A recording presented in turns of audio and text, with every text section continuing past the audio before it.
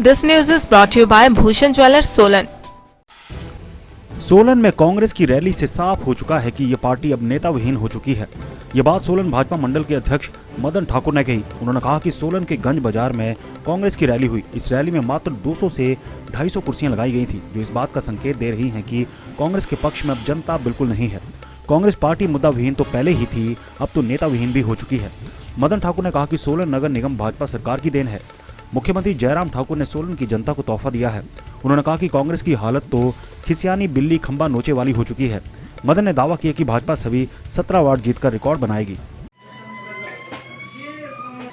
देखिए, पहली बात तो कांग्रेस के पास ना नेता है, ना नेतृत्व है, ना नीति है। और जो आप कह रहे हैं कि कल जो रैली हुई है, कांग्रेस के बड़े नेता बड़ी बातें कर रहे थे कि हम भारतीय जनता पार्टी की जो ठोडो ग्राउंड में रैली हुई है उसका जवाब इस रैली से देंगे।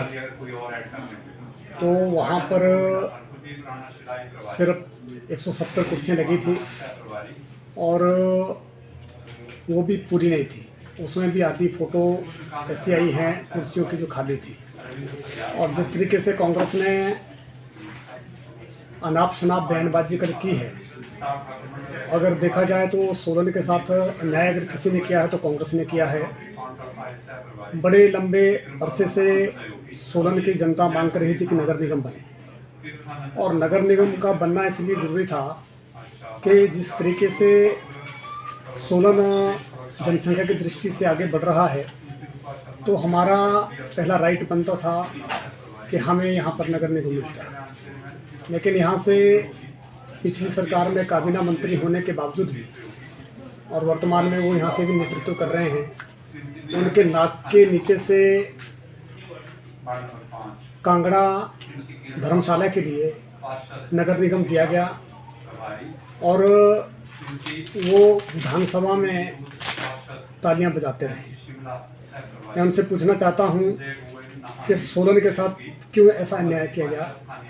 आप अपना पक्ष रख सकते थे, उन्होंने उसको जिस तरीके से रखना चाहिए था सोलन की जनता का पक्ष उसको नहीं रखा, और नगर निगम जो है वो धर्मशाला को मिला। और कॉरपोरेशन बांटने की बारी जब आई भारतीय जनता पार्टी की सरकार में, तो सबसे पहले नगर निगम मिला तो जयराम जी की सरकार में सोलन को मिला। हम उसका धन्यवाद करते हैं। और जब जब भारतीय जनता पार्टी की सरकार बनी है तब तब जो है वो सोलन का विकास हुआ है। डॉक्टर राजीव बिंदल जी जब यहाँ से नेतृत्व कर रहे थे तो आप सोलन की सब्जी मंडी, बस स्टैंड, आपका बाईपास, शांति बाईपास का कार्य उनकी उसमें आरंभ हुआ था। हॉस्पिटल का कार्य शुरू हुआ था। बड़े बड़े प्रोजेक्ट यहाँ के लिए लाए थे। 52 करोड़ की योजना सिंचाई की यहाँ के लिए लाए थे। तो उनके नेतृत्व में अथाह विकास हुआ है। और नगर निगम का चुनाव है तो भारतीय जनता पार्टी इस चुनाव को सुनियोजित तरीके से लड़ेगी और जीत हासिल करेगी। और जो विकास कार्य यहाँ पर जिसमें कमी रही है, अगर कांग्रेस की सरकार जो है पिछले समय में हमको नगर निगम देती तो अरबों रुपए का जो है यहाँ पर प्रोजेक्ट आते, योजना आती, लेकिन ना मिलने से जो है वो नुकसान हो। दिव्य हिमाचल टीवी के लिए सोलन से प्रदीप भाटिया के साथ मोहिनी सूद की रिपोर्ट।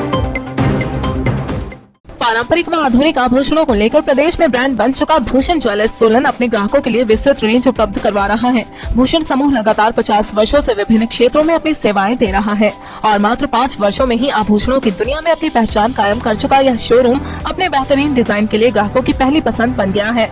आभूषण चाहे सोने के हो या फिर हीरे व चांदी के, इनके डिजाइन का कोई सानी नहीं है। वैरायटी, विश्वसनीयता और ग्राहकों की उम्मीदों पर खरा उतरने का संकल्प है। यह ब्रांड निरंतर सफलता के नए आयाम स्थापित कर रहा है। भूषण ज्वेलर्स के एमडी विनय गुप्ता का कहना है कि न्यू वैरायटी, न्यूनतम मेकिंग चार्जेस, ढेरों उपहार व शोरूम में अपनेपन का एहसास हमें अन्य ब्रांड से जुदा करता है। इसी वजह से आज हम ग्राहकों के दिलों पर राज कर रहे हैं। तो अगर आप भी आभूषण खरीदना चाहते हैं तो चले आइए आज ही भूषण ज्वेलर्स सोलन।